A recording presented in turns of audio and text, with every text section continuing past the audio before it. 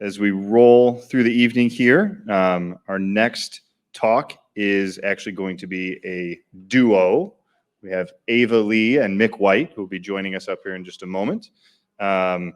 These two folks I've actually had the pleasure of knowing for COVID's very time distorting, more than a year.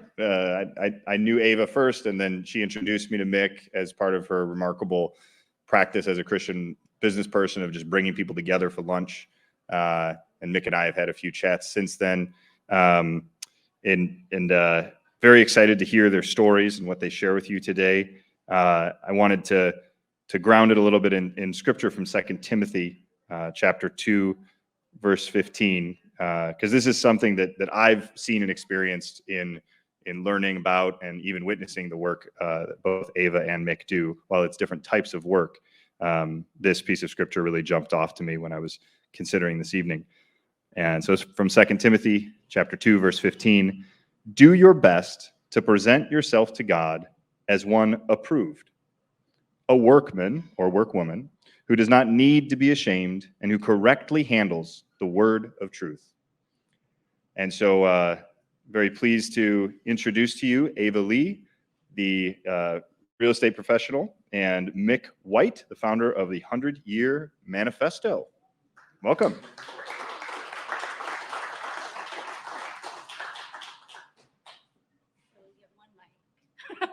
I'm totally kidding. So yeah, we can share. We can share one mic. We just have to bring it down a little bit, though. I'm, little for Mick, obviously. So on September 14th, Wesley sends me a message at 10 o'clock at night, and I'm already asleep.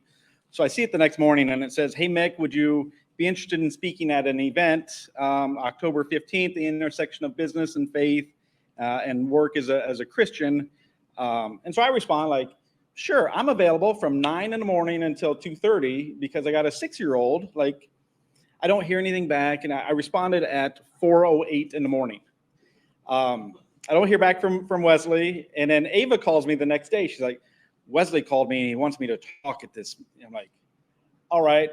And I've never spoken in front of anybody before. So I'm a little terrified. So I kind of wheeled Mick in to kind of do this with me. So as we were on the phone talking about it, I sent Wesley and Ava a message to say, "We're in." Like, we were still on the phone. She checks her phone. She's like, "You sent that to him?" Like, we got it.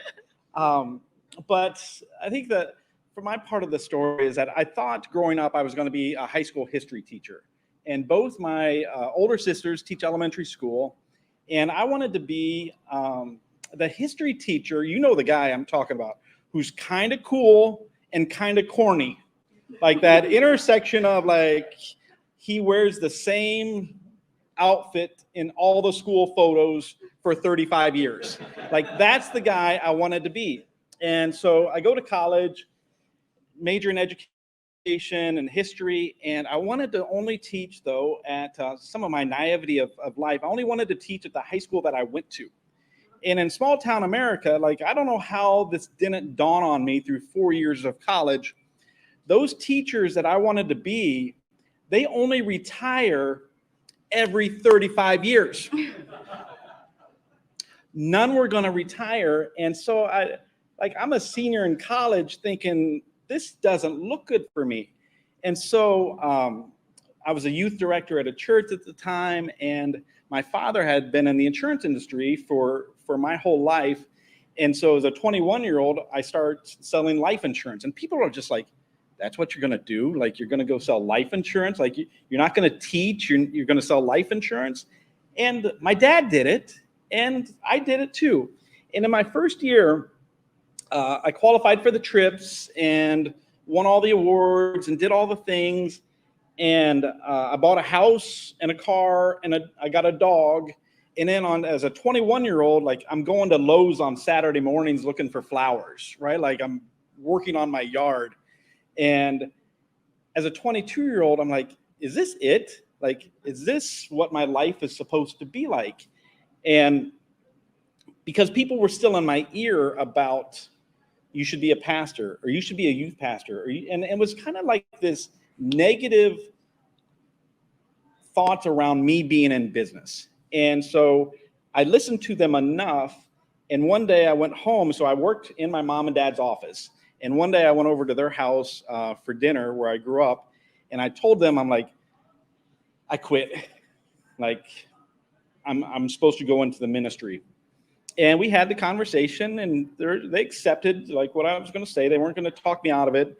And then the next day, I showed back up the office, doing my thing, and we just acted like that conversation never happened. And yet I was still unfulfilled. Like, I still felt this calling that I'm supposed to help people live better. It didn't quite, I couldn't figure out how it all worked together. And then 10 years go by, and life is really good. It was so good, I was at the point where I had been engaged for a month. May 2011, on Mother's Day, I got engaged. And on June 13th, 2011, my mom died from an accidental overdose of aspirin. And so at age 58, mom's just not there anymore. And so going from really good to not so good immediately. And my mom, God love her, she was a grocery store clerk and worked for my dad. Like, professionally, she didn't win any awards. She didn't have certificates. Mom and dad got married when they were in high school. And so my mom dies, and my mom is the same lady who thought banana Twinkies were healthy because they were made out of bananas.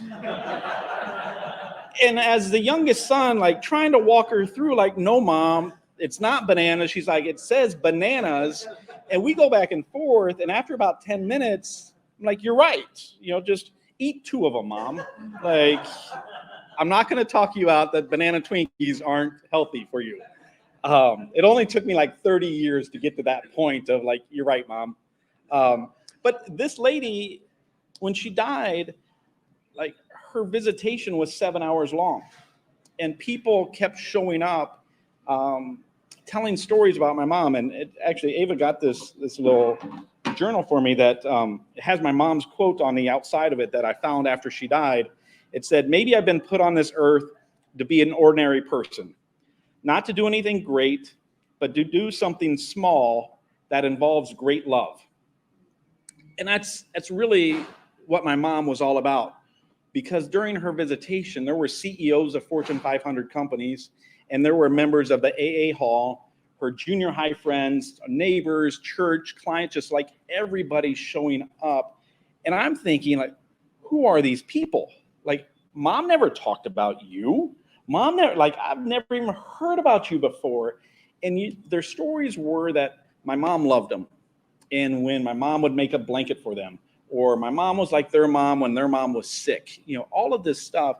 And while I was going through this, I just kept thinking, like, if my mom, the same lady who thought banana Twinkies were healthy, if she could have this kind of impact, what kind of impact could someone have, my clients have, someone who had maybe a bigger platform or was more intentional about what they were doing and how they were doing it?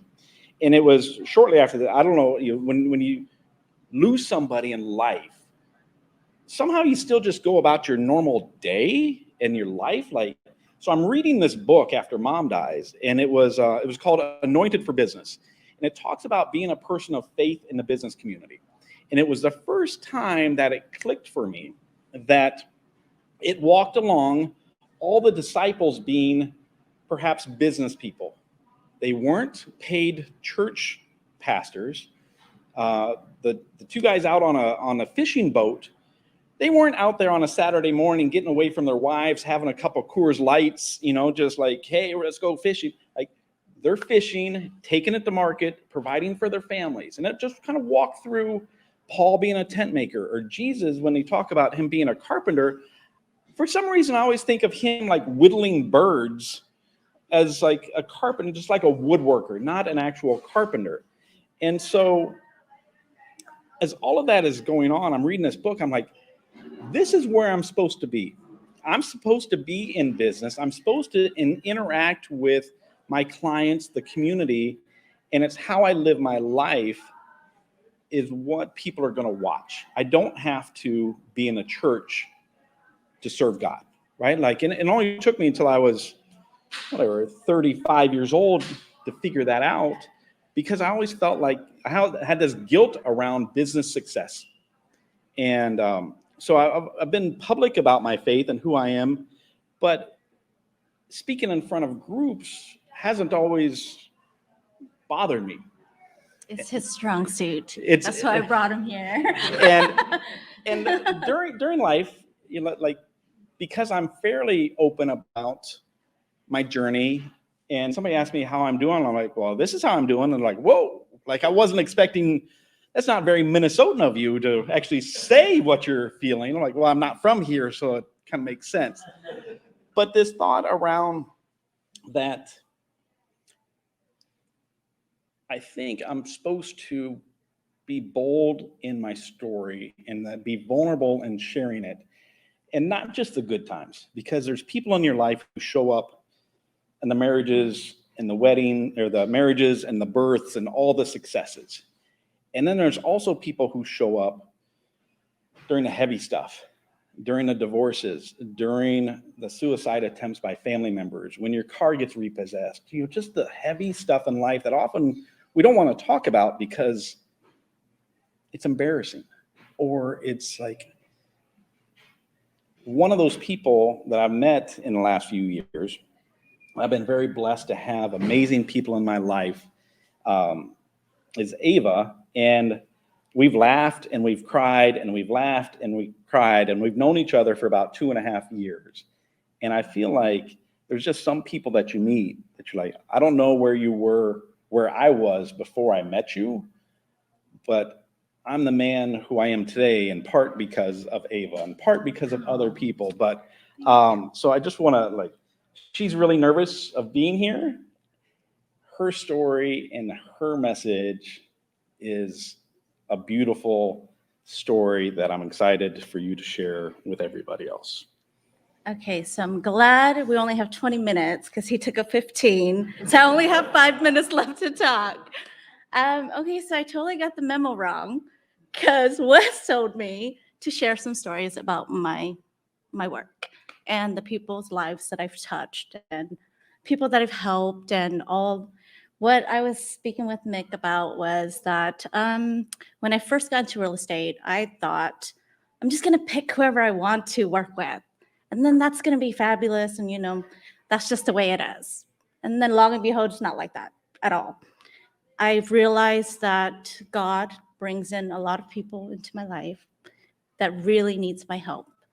I've seen people in the toughest times, and I've heard so many stories of so much pain, so much suffering, but we also share in so much happiness and so much joy. So to kind of backtrack a little bit to tell you a little bit about me and how God brought me here, I am extremely terrified, but I thought, you know what, if God's calling me to be here with you to share my story, then you know what, I will be here. So my parents, they fled communism back in the 80s, and they ended up in the Philippines. It took 7 days and 7 nights. And being in the Philippines, they were in a refugee camp for quite some time. And luckily for us, through faith, a church in Missouri sponsored us to come here. So, and then when we came here, I grew up in the church. I learned how to speak Vietnamese in the church. And knowing that you don't feel like you owe it to God, but you kind of feel like you owe it to God. You know what I mean? So, and then you just want to live good and right by people and just show so much grace and so much love and so much helpfulness to people in every aspect that you can. And so being that I did help this young couple, they were living in a trailer home infested with rats and roaches and mold, and they had a young daughter. She was 6, same age as my daughter. So I fought everything I could to help them, to get them out of their situation, because it's about what you do. It's about how you can help someone.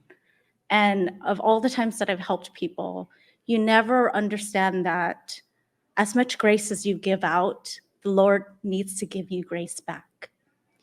So a few weeks ago, this is a really emotional story for me. I got a phone call and I was at work. And mind you, I'm a single mom. I got divorced also 4.5 years ago. And I'm here by myself with my ex-husband, but that doesn't really count. So my whole family lives in California. I don't have any family here. So I could have easily been alone, but by the grace of God, I wasn't. I was at my office and I get a phone call that my dad was crossing the street and got hit by a car and he died. So I'm in the hallway crying my eyes out. Of course, because how could you not? You're in shock. But I'm so grateful that I have a team of 14 that came out and saw me just crying in the hallway by myself. And as much as you've been alone for so long and knowing that, oh my gosh, I could have easily been at home by myself, God didn't let me because of all the good that I've done for other people. He gave me that grace to be able to let people be there for me. And my coworkers looked at me and said, we're booking you a flight and you're getting on the flight tonight. You need to go home and be with your family. And I did. And that was the best thing that could have ever happened to me because I was able to be there with my family, with my mom, and be there with my dad and be there for everybody else in my family. But at the same time, accept the grace that, you know what, sometimes as much grace as you're giving out to people, give yourself that grace to accept it also. Okay, so that's my story. Yeah, so often we talk about doing and being a Christian as much as that receiving others' gifts and blessings to us, and sometimes that's really hard to do. And I know, as I've went through those, as we all have, those things in life where you're like, this is heavy stuff, that I've always just come back to, I don't know what the future holds, but I know who holds the future. And during those times, when mom died, I used to think, how am I supposed to live the next 50 years without my mom? And it was just a question I wrestled with, and it just put me down a tough spot. And I realized one day, I don't have to live the next 50 years without my mom. I just have to get through today, or this morning, or this evening, or the next 5 minutes, or maybe just the next 30 seconds. And I know that I have a 6-year-old sitting in the back, and I asked him, I'm going to go talk. Do you want to listen to him? And he just looked at me. He's like, no. I'm like, fair enough. But that he's watching and other people are watching. And in our kitchen at home, we have this little saying that says, the life you live is the lesson you teach. And how we accept grace, or how we give grace, or how we live our lives is more important than what we say to others, or telling people about our faith as much as living our faith. So we just want to share a couple stories of how God works in our lives, the struggles that we have, and how we're walking in faith together as friends. I'm like, Wesley, we're in. Yeah, we're he said in. We're in, and I'm I like, can't believe you said that, Mick. I cried a little bit, we got it. But okay, we made it through. We made it through. We appreciate you listening to our story. We appreciate you. Thank you.